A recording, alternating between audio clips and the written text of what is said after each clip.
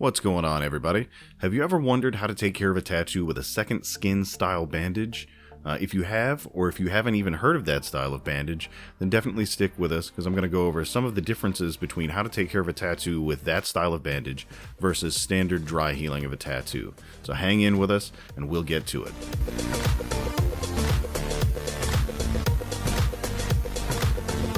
The main difference with a second skin style bandage, which is what I personally use on my clients, is that for the first maybe 3 to 5 days of wearing this bandage, assuming that it wants to stay on, you don't have to do anything at all to your tattoos. Nothing. It is entirely sealed up, separate from the outside world. It's got like a big plastic medical sticker over top of your tattoo, and you don't have to do anything at all to it.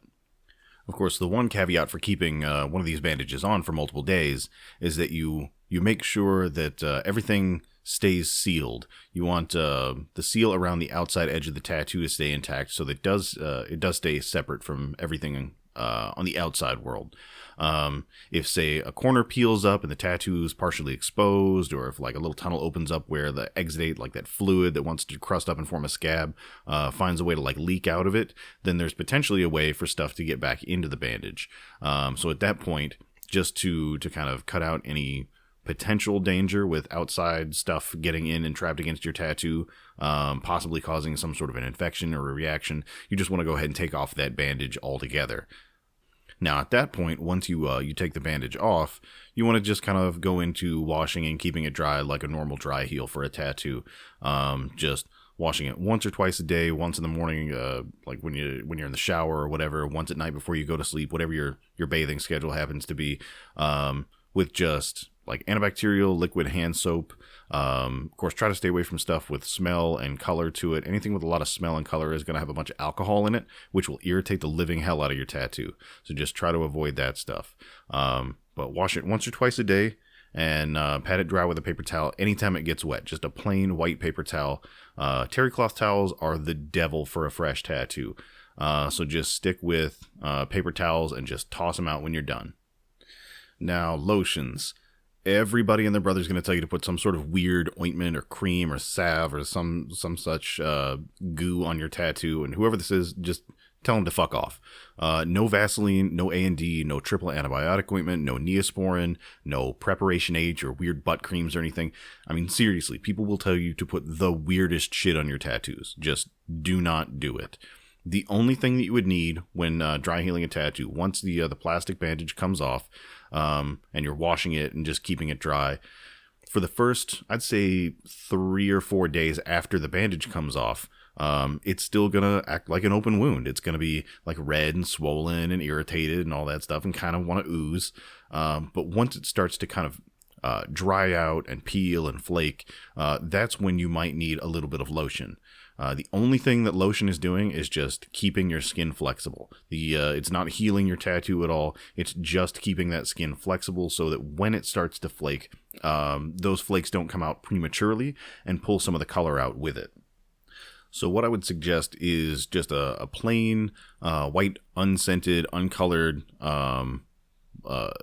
sensitive skin lotion, something like Lubriderm sensitive skin, something like that. Should say like alcohol free, lanolin free, fragrance and dye free. Just the least amount of weird stuff that you can find in your lotion. That's what you want to go for. You definitely want to avoid anything that has a lot of smell and color. Like anything from Bath and Body Works is the devil for a fresh tattoo. So stay far away from that stuff.